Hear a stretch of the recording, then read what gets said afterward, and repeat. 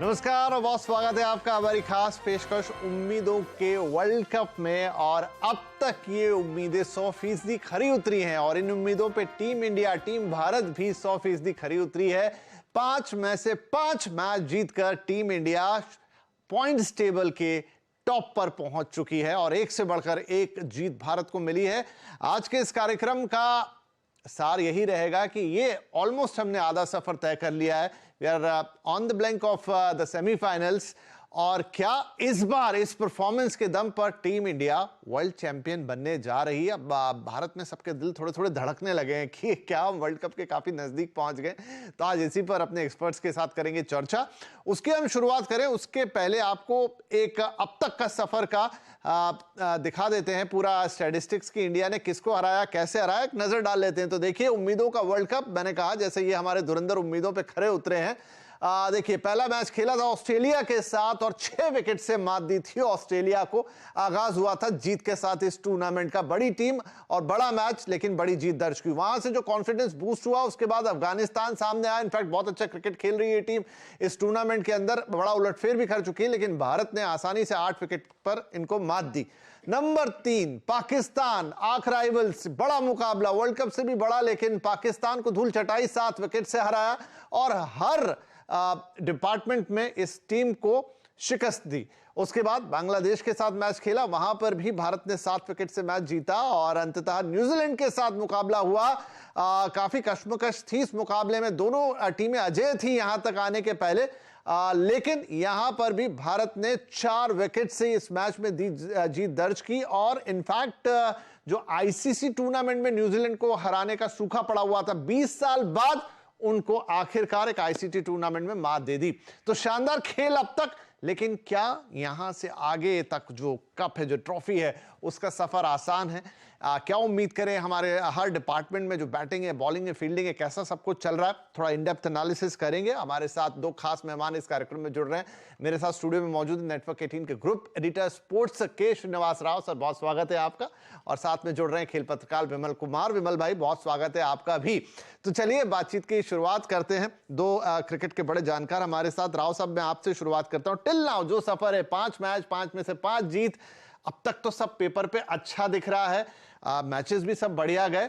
क्या लग रहा है, क्या यहां से अगले 4 मैचेस में भी भारत ऐसे ही जाएगा और फिर ट्रॉफी, मतलब वो ट्रॉफी वाला सवाल बाद में, लेकिन आगे क्या लग रहा है टिल नाउ?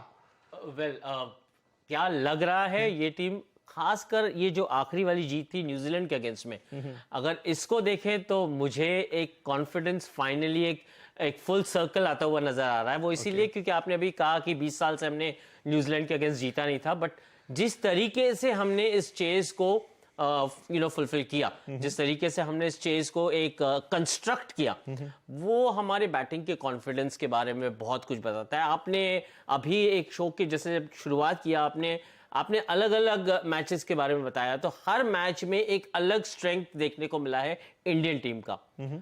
सबसे खास बात, प्रॉब्लम ऑफ प्लेंटी जो है इंडिया के पास, वो एक उभर के आया हुआ प्रॉब्लम है, सही टाइम पे आया हुआ प्रॉब्लम है और बहुत ही शानदार प्रॉब्लम है, जो कि इस वर्ल्ड कप में बहुत सारे टीम्स के पास नहीं है। जो आपका बेंच स्ट्रेंथ है, आप देखिए चेन्नई में आपको लगता है कि एक स्पिनर को आपको एक्स्ट्रा खिलाना चाहिए, one of the best out spinners in the world आपके पास मौजूद है। In the run up to New Zealand वाली गेम में देखिए, आपका जो प्रीमियम ऑलराउंडर है वो बैठ गया है। आप बोल रहे हैं चलिए मैं एक specialist fast bowler, specialist batsman लेके जाता हूं और आपका चेज कायम है। तो आपके पास हर जो सेटबैक है उसके लिए एक जवाब है। और ये जो है, your team is as good as your bench. आपकी टीम स्ट्रांग उतनी होती है जितना बेंच आपका स्ट्रांग होता है, और बहुत स्ट्रांग बेंच है इंडिया का, और वो हमें कॉन्फिडेंस देता है कि we are on the right track. बहुत बढ़िया एक्सप्लेनेशन दिया आपने कि जो चीज वर्ल्ड कप के पहले तक एक समस्या लग रही थी कि यार किसको खिलाएं, किसको नहीं खिलाएं, किसको मौका दे नहीं दे, वो चीज हमारी ताकत बन के उभरी। बहुत खूबसूरती से राव साहब ने समझाया कि आपके जो रिप्लेसमेंट आए, उन्होंने आते कल शमी ने जिस तरह की बॉलिंग की, कमाल किया उन्होंने। विमल साहब, क्या लग रहा है आपको भी कि यहां तक हम चूंकि जीत कर आ गए हैं तो सब कुछ अच्छा है, या कहीं कहीं थोड़ी बहुत खामियां भी हैं जिनको हमें दरकिनार नहीं करना चाहिए और उन पर फोकस करना चाहिए? पहले बहुत बहुत शुक्रिया विपिन भाई और श्रेणी हमारे साथ जुड़े हुए हैं। इससे पहले मैं शो की शुरुआत करूं, एक चीज, दो शब्द बोलना चाहूंगा तमाम अपने दर्शकों का। आज भारतीय क्रिकेट अच्छा कर रही है और भारतीय क्रिकेट ने एक अपने दिग्गज जो खिलाड़ी है, उनको खोया, उनका निधन हुआ है, बिशन सिंह बेदी साहब का। भारतीय क्रिकेट के मतलब उन्होंने इतना जबरदस्त योगदान रहा है और जो कई इस मौजूदा टीम के कई खिलाड़ी बहुत आइडलाइज उनको करते हैं। विराट कोहली के आज जो खिलाड़ी बने उनमें भी उनकी भूमिका रही है। इसके अलावा राहुल द्रविड़ हाल के कुछ साल पहले जब बीमार चल रहे थे बिशन बेदी, तो उनसे मुलाकात भी हुई थी। तो खैर, अब हम लोग बात वर्ल्ड कप की करें। जो बात श्रीनी ने कही वो बहुत ही एक खूबसूरत बात कही कि भाई प्रॉब्लम ऑफ प्लेंटी। लेकिन अभी देखिए जब नतीजा आता है और बहुत सारे, अब देखिएगा सब लोग बोल रहे हैं इस इंडियन टीम का ड्रेसिंग रूम का एटमॉस्फेयर बहुत अच्छा, विराट कोहली ने भी कहा।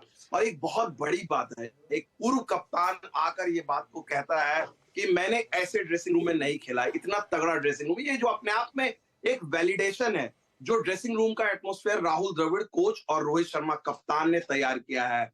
और मैं आपको ये बता सकता हूँ, श्रीनी तो जानते हैं वेस्ट इंडीज दौरे पे मैं था, वहां पर अकेला था, वहां पर मैं देख रहा था इस टीम को। और उस समय वनडे एक मैच हारे थे वेस्ट इंडीज में इंडियन टीम ने, और सब लोगों ने धज्जियां उड़ा दी। आलोचकों ने, कह रहे ये टीम, वेस्ट इंडीज जैसी टीम जो क्वालिफाई नहीं करती है, उससे वनडे कैसे हार सकती है, T20 कैसे हार सकती है। राहुल द्रविड़ को गालियां पड़ रही थी, पूरी गालियां पड़ रही थी, रोहित शर्मा को गालियां पड़ रही थी, हार्दिक पांड्या को गालियां पड़ रही थी।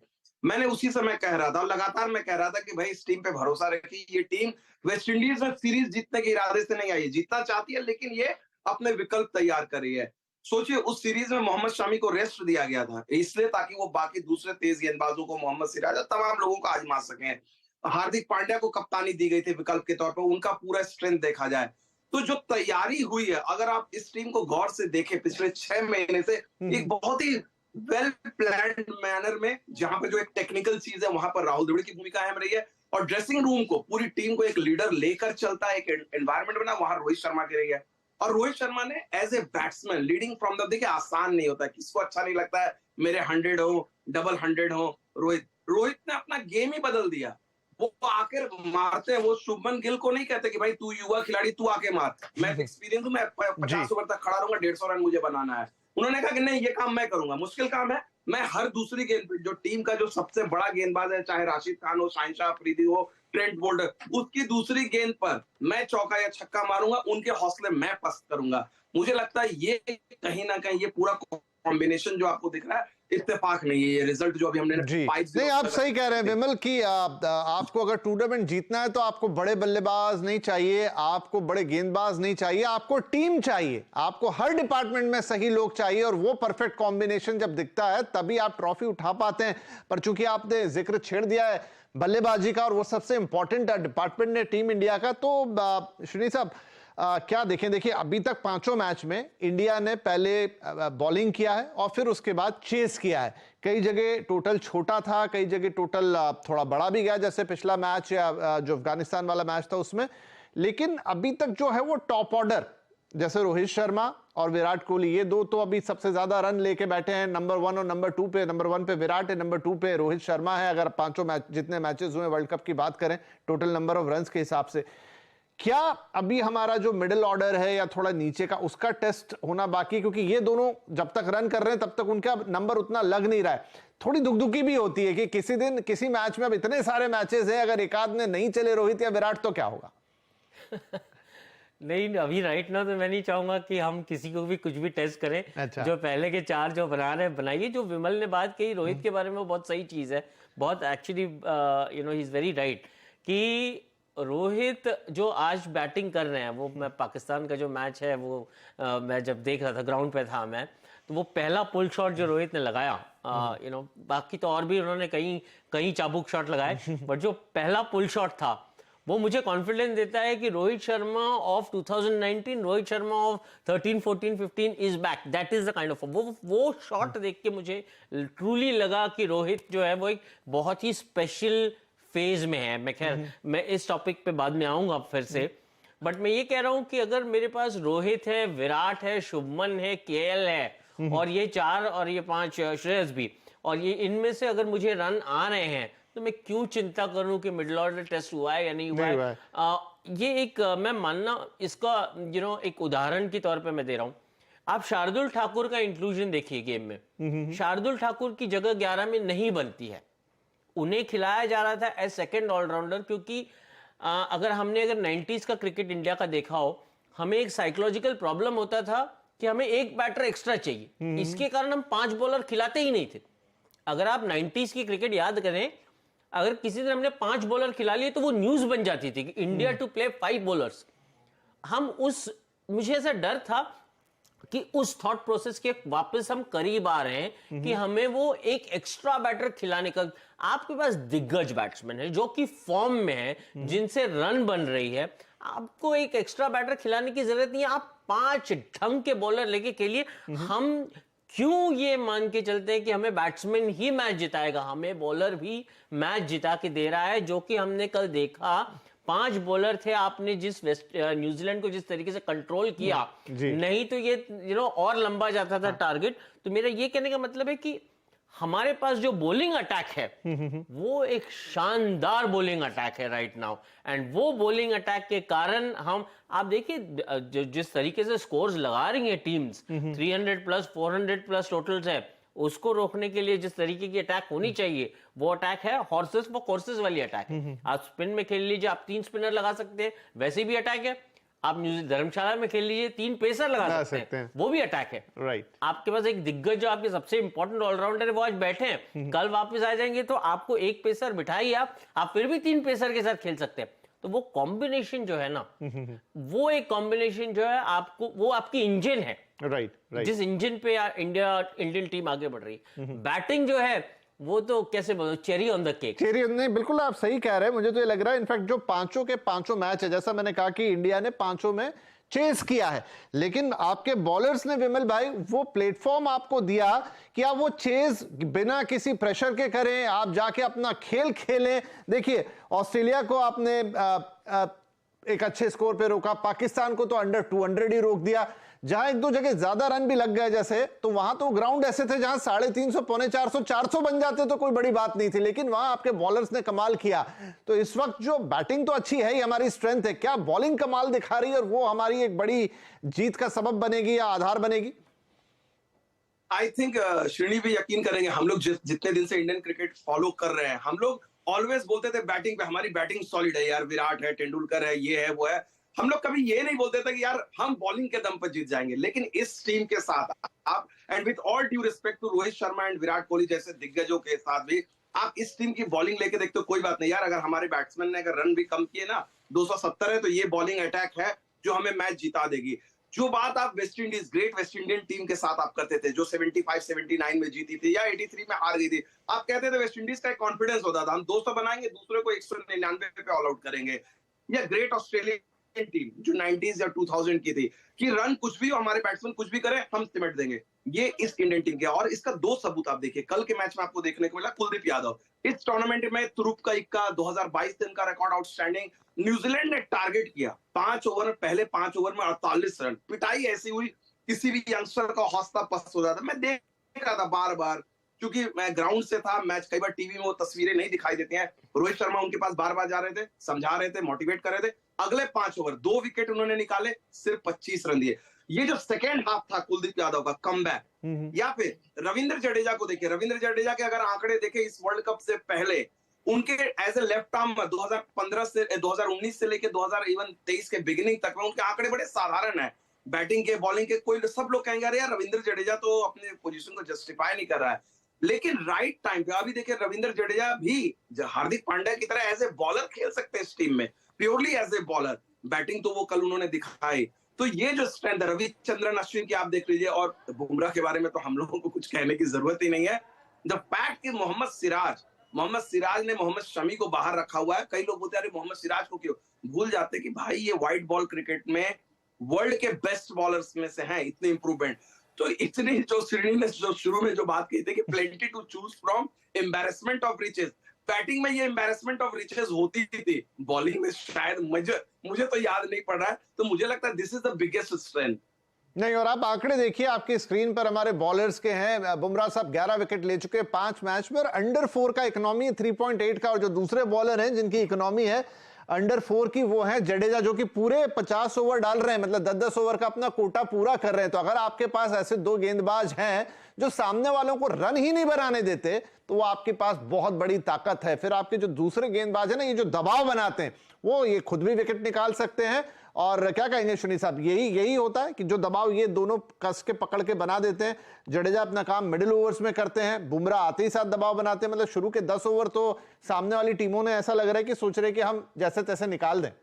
बिल्कुल। अभी शमी कह रहे थे, कुलदीप के बारे में बात कर रहे थे। तो कुलदीप जो एक पहले मैच में जब उन्होंने विकेट्स लिए थे, तो एक मीडिया कॉन्फ्रेंस अटेंड कर रहे थे, तो उसमें उन्होंने कहा कि उनको पूछा गया कि क्या डिफरेंस है आपकी बॉलिंग में। उन्होंने कहा कि मैं थोड़ा सा एक पेस बढ़ाया हूँ, इन दी एयर पेस जो है उसको थोड़ा सा बढ़ाया हूँ, एक थोड़ा फास्टर डाल रहा हूँ बॉल। अब वो कल का ही मैच देख लीजिए, डैरिल मिचेल खेल रहे थे उनको, डैरिल मिचेल का फुटवर्क इतना सुंदर था कि लेफ्ट आर्म स्पिनर जो एक अपनी गति पे डालते हैं ना, उनका लाइन बिगाड़ने के लिए ज्यादा टाइम नहीं लगता। आप एक लगाइए, आप ओवर द मिड विकेट 2-3 लगा दीजिए, तो लेफ्ट आर्म स्पिनर घबरा जाता है, वो फिर एक लाइन बिगड़ जाती है। तो फिर लेफ्ट आर्म स्पिनर जो एक traditional Orthodox left arm spin होता है, वो फिर गेम में आना बड़ा मुश्किल हो जाता है। जडेजा तो क्या एक लाइन पकड़ के डालते हैं, बट कुलदीप को फ्लाइट चाहिए थोड़ा। तो वहां पे जो उन्होंने मतलब ही वाज ब्रेव, वो उन्होंने जो एक बिग हार्ट दिखाया, एंड वो अपने एक लाइन को पकड़ के, जो विमल कह रहे हैं ना कि रोहित गया, बात किया, और उन्हें अपने आप को संभाल के लिया। दैट आई थिंक वो बहुत बड़ी चीज है। वो हमको यहाँ से पता नहीं चला, पर जिस हिसाब से डैरिल मिचेल उस समय खेल रहे थे उसको, तो वो रन शायद ट्रू जस्टिस नहीं देंगे, नहीं तो मेरे ख्याल से 100 के ऊपर चले जाते थे वो, जिस हिसाब से रन देते थे। और शमी की बात अगर करें, क्योंकि हम अटैक की बात कर रहे हैं, शमी आते हैं, देखिए बेंच पे बैठे हैं वो अभी तक, आप उसको लेके आते हैं, वो पहला विकेट जो उन्होंने लिया, आप सीम प्रेजेंटेशन देखिए बॉलर का, सीम, आप कैमरा पे अगर टीवी पे मैच देख रहे हैं, वो बॉल जब आ रही है ना, तो सीम ऐसे सीधे आ रही है ऐसे, और वो ऐसे सीम पे ऐसे गिरती है सीम पे बॉल। मुझे नहीं लगता आज की तारीख में बहुत बॉलर ऐसे हैं वर्ल्ड में जो उस मैजिक को दोहरा सके, मोहम्मद शमी वाली। तो नो डाउट, कल जो विकेट सबने देखे, पहला विकेट कह लीजिए, या बीच में आके जो उन्होंने 2 बैक टू बैक वो बोल्ड मारे, कमाल के वो विजुअल्स आप बार बार देखेंगे जाके यूट्यूब के ऊपर वो विजुअल। खैर एक छोटा ब्रेक लेते हैं यहाँ पर। तो आधा रास्ता तो ऑलमोस्ट आपने तय कर लिया, हम खड़े हुए हैं सेमीफाइनल की दहलीज पर। एक आध मैच शायद और जीतना होगा उसके लिए, लेकिन अभी भी 4 मैच हैं, जिसमें से 2 तो बड़ी टीमें हैं, साउथ अफ्रीका और इंग्लैंड, उनके साथ हमें खेलना है। तो यहां से आगे की क्या रणनीति होगी और कब उठाना है तो क्या करना होगा, ये 2 अहम बातें इस ब्रेक के बाद। वर्ल्ड कप भारत ने अब तक शानदार प्रदर्शन किया और यहां से और शानदार प्रदर्शन की उम्मीद हम कर रहे हैं। क्या स्ट्रेंथ है इस टीम की, क्यों वो इतना शानदार खेल रही है, उस पर बातचीत हो रही है। श्रीनी और विमल दोनों मेरे साथ बने हुए। तो अब क्योंकि हम सेकंड सेगमेंट में है, समय कम रहेगा, तो एक तरीके से क्विक फायर अब हम करेंगे, छोटे छोटे जवाब, छोटे छोटे सवाल। राइट, तो विमल मुझे ये बताइए कि ये तो हो गया, अब आगे आपके पास 4 मैचेस हो रहे हैं जिसमें 2 बड़ी टीमें हैं, खासतौर पे इंग्लैंड और साउथ अफ्रीका। क्या वहां पर भी हम ऐसे ही जीत आते हुए देखेंगे या मुकाबला थोड़ा कांटे का हो सकता है? देखिए, मुझे जो लगता है इस टीम को 2 में से 1 मैच तो ये हारेगी, और मुझे लगता है कि हारना भी चाहिए। मैं नहीं चाहता हूं काला टीका लग जाएगा। बहुत सारे लोग ये बात करते हैं, क्योंकि वो लगेगा कि भाई अनबीटन रन लेके आएगा और हार्ट ब्रेक होता है, तो वो एक्सपेक्ट है। तो मैं चाहता हूं कि हार जाए, मुझे कोई तकलीफ नहीं है साउथ अफ्रीका और इंग्लैंड, क्योंकि 2 मैच जो बचे हुए श्रीलंका और नीदरलैंड तो आप जीतेंगे। हाँ, मुझे लगता है कि इन दोनों टीमों के साथ आप थोड़ा सा एक्सपेरिमेंट कर सकते हो। श्रीलंका और नीदरलैंड में आप ज्यादा अपने जो भी हैं जिनको मौके नहीं मिले, उनको आप ज्यादा मौके दो। श्री साहब, क्या हम ऑलमोस्ट सेमीफाइनल, हंस रहे हैं आपकी बात पे विमल भाई कि क्यों हरवाना एक मैच भी राइट, लेकिन मुझे भी ऐसा लगता है कि एक आध मैच ना आप हार जाओ, अच्छा है, वो काला टीका लग जाता है टीम पे, नजर उतारने के लिए। राइट, एक्चुअली 2011 में देखे तो ये काला टीका साउथ अफ्रीका के अगेंस्ट में लगा था, नागपुर में जो हम मैच हारे थे, और सचिन तेंदुलकर जो बरसे थे ड्रेसिंग रूम में उस मैच के बाद में, जो विकेटें गिरी थी उसको लेके, कि उसके बाद से टीम इंडिया संभल के फाइनल तक खेला है, बराबर टिक के खेला। बट इस टीम को मैं कहूंगा वो पता नहीं, जीतते रहो, टेबल टॉप करो, और तो श्री साहब, क्या हम सेमीफाइनल में ऑलमोस्ट आ गए, कुछ और एक आध मैच न्यूमेरिकली तो आप सेमीफाइनल में एंट्री मार चुके हो। यही है कि आपको किस ऑर्डर में आना है। You would like to finish on the top, आप यही चाहोगे कि आप सारे मैच जीत के on the top with confidence. एक टाइम के बाद होता है कि टीम जो है टैलेंट है, सब कुछ है, कंडीशंस भी है, फिर आपको एक ही चीज चाहिए, कॉन्फिडेंस, मेंटल कॉन्फिडेंस। आप किस तरीके का मेंटल कॉन्फिडेंस नॉकआउट में लेके जा रहे हो, तो आप जब नंबर 1 पे आप एंड अप करते हो तो वो एक कॉन्फिडेंस आप साथ लेके चलते हो। अब बैट लूसी। राइट विमल भाई, एक सवाल फील्डिंग पे। वैसे तो अभी तक बढ़िया फील्डिंग चली, लेकिन कल हाथ से एक दो ऐसे कैचेस ड्रॉप होते हुए दिखे जो आमतौर पे छूटते नहीं। जडेजा के हाथ से मैंने तो शायद पहली बार गेंद छूटते हुए देखी है, कभी छूटी और मैंने मिस की हो तो नहीं पता, लेकिन क्या कंसर्न्स है या नहीं? वो ठीक है, इत्तेफाक की बात थी।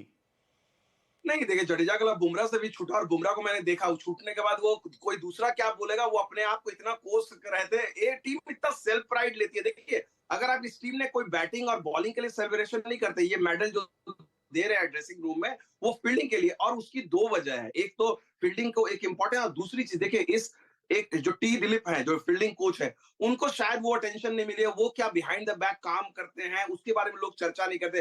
तो in a way, just in a way to give him the right importance. Rahul Dravid का या रोहित शर्मा का किसका आइडिया मुझे नहीं पता एग्जैक्टली, बट आई थिंक देखिए उस मैच से ऑब्वियसली जडेजा जैसा अगर कैच छूटता है तो आप इसको इत्तेफाक ही कहेंगे, क्योंकि एवरीडे इट डजंट हैपन। सही बात है। तो ऐसे बड़े कंसर्न नहीं है श्री साहब। अब एक सवाल देखिए, सेमीफाइनल में तो हम पहुंच रहे हैं, इसमें कोई शक की बात नहीं है। क्या हम फाइनल्स में भी पहुंच रहे हैं? मैं अभी विश्व कप जीतने के लिए इसलिए नहीं बोल रहा क्योंकि उसके लिए हम नया प्रोग्राम कर लेंगे, वो तो जीतेंगे, लेकिन एक अलग शो में बैठेंगे। आज ही सारी बात कर दे तो क्या मतलब है? फाइनल्स तक हम पहुंच रहे हैं। बिल्कुल बिल्कुल बिल्कुल। मैं इस टीम को बैक कर रहा हूँ फाइनल में पहुंचने की, और फाइनल जैसे हमने कहा अगली शो में जब बात करेंगे फाइनल जीतने की। मैं सोच रहा हूँ ये जो टीम है, जो एक ऑलराउंड एबिलिटी लेके ये जो टीम चल रही है, कोई और कंपटीशन इतनी नजदीक इस टीम के नहीं आती है। एक गिवन द करंट सर्कमस्टेंसेस, आप सब कुछ ध्यान में रखिए, combination, abilities, different types of quality, home condition, सारा आप ध्यान लेके चले तो this Indian team is perfectly placed to win the third world cup. Vimal ji, दो शब्दों में पहुंच रहे हैं फाइनल में। अभी हम उसके लिए फिर से आएंगे। श्रीनी सर ने तो कप उठवा दिया है, लेकिन वो फिर कर लेंगे। फाइनल तो आ रहे हैं। नहीं, जो श्रेणी जो बात की वो बहुत खूबसूरत बात है, वो ये कि भाई आप वाकई में, आप देखिए, जीते चाहे ना जीते वो तो हम नहीं जानते हैं, लेकिन यहां तक जो उन्होंने काम किया, किसी को शिकायत नहीं हो सकती। जो पोटेंशियल इंडियन टीम है, अब तक सारे लोग, नतीजा देखिए, सेमीफाइनल फाइनल कोई नहीं जानता उस समय में, लेकिन आप इस टीम से जो जो उम्मीद करते हैं उस पर ये खरी उतरी, और वाकई में कोई टीम अभी सेकंड क्लोज भी नहीं आ रही इस इंडियन टीम के करीब। चलिए, तो बहुत बढ़िया टीम की बात तो न्यूजीलैंड था, तो आई होप कि भारत के लोगों को यहां से और खुश होने का मौका मिलेगा। 4 मैचेस और बचे हैं, और उसमें से 2 बड़े मैचेस आप कह सकते हैं, एक साउथ अफ्रीका इंग्लैंड हो गया, लेकिन बाकी के 2, क्योंकि वो नीदरलैंड्स वगैरह नहीं, बड़े उलटफेर किए हैं। तो खैर, हम तो चाहेंगे हम सारे मैचेस जीते, वो काला टीका लगे ना लगे। सेमीफाइनल, फाइनल और फिर फाइनल, लेकिन फाइनल में एक बार फिर हम बैठेंगे, सेमीफाइनल में भी इनफैक्ट बैठेंगे। लेकिन यहां पर टीम इंडिया बहुत अच्छा कर रही है। हाल फिलहाल आसपास कोई दिख नहीं रहा है। मुझे नहीं लगता है टीम कहीं से भी ओवर कॉन्फिडेंट है, क्योंकि वो सारे खाने, वो ब्लॉक स्टिक कर रही है जो किसी भी चैंपियन टीम को करना चाहिए। बहुत शुक्रिया आप दोनों ही मेहमानों का और सभी दर्शकों का इस कार्यक्रम में हमारे साथ जुड़ने के लिए, और टीम इंडिया को ढेर सारी शुभकामनाएं। नमस्कार।